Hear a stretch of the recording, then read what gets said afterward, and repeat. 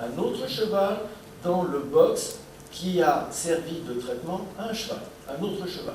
Vous risquez de le contaminer alors que lui-même n'a pas été traité. Je vous donne un exemple, j'ai peur d'être un peu long, mais je vais vous le donner quand même. Nous avions fait il y a quelques années de ça un traitement à la dipyrone. Vous savez, c'est un antalgique très connu, utilisé notamment dans le cas des coliques. On a traité un cheval à la dipyrone pendant une journée, 12 heures. On a enlevé le cheval de ce box, on a laissé la paille, et on a introduit un autre cheval non traité dans ce box-là.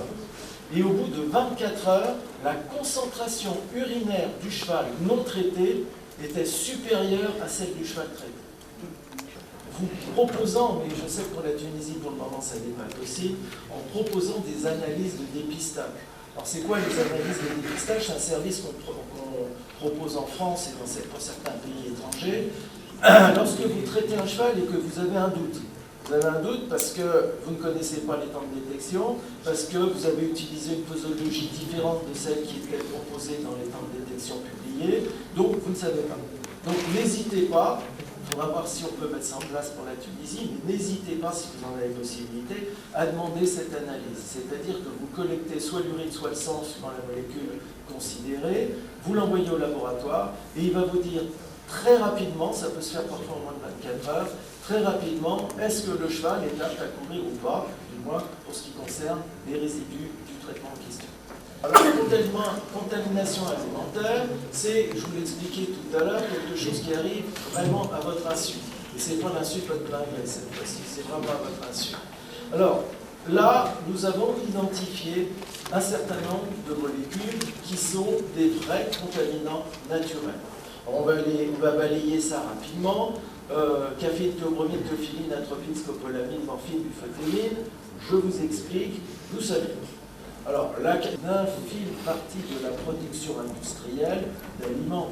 C'est évident que si vous comparez la production d'aliments pour chevaux par rapport à celle du bétail, c'est vraiment, j'allais dire, peanuts, sans faire de mauvais jeu d'esprit. Donc, il est évident parfois, il y a lors de la fabrication des petits problèmes de contamination. Donc on trouve, hélas, assez souvent des caféines, théobromine, théophiline dans les aliments. Atropine, scopolamine. Alors, on va dire qu'est-ce que ça vient faire. Il faut savoir que ce sont des molécules qui sont pharmacologiquement très actives. Ce sont des cholinergiques, parasympathiques, qui sont quand même très actives, et qu'on les trouve, entre autres, dans une famille qui est une des plus grandes familles de végétaux du monde, ce sont des daturas.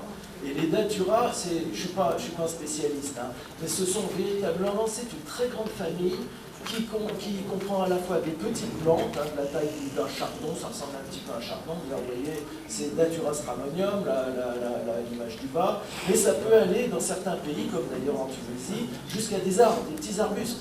C'est un cas un petit peu particulier, parce qu'en Tunisie, la Tunisie, je crois, n'est pas autorisée à cultiver du pavot, enfin, du moins à ma connaissance, de façon officielle, mais par contre, c'est le cas en France, c'est le cas en Angleterre, dans beaucoup de pays européens, et on cultive du pavot pour l'industrie pharmaceutique.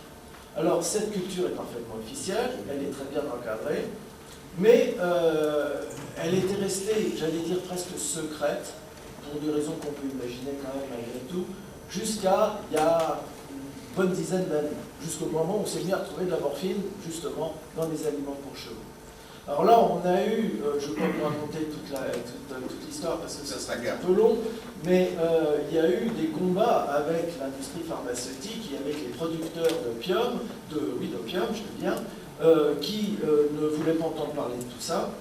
Et nous, on a tenu bon, on a dit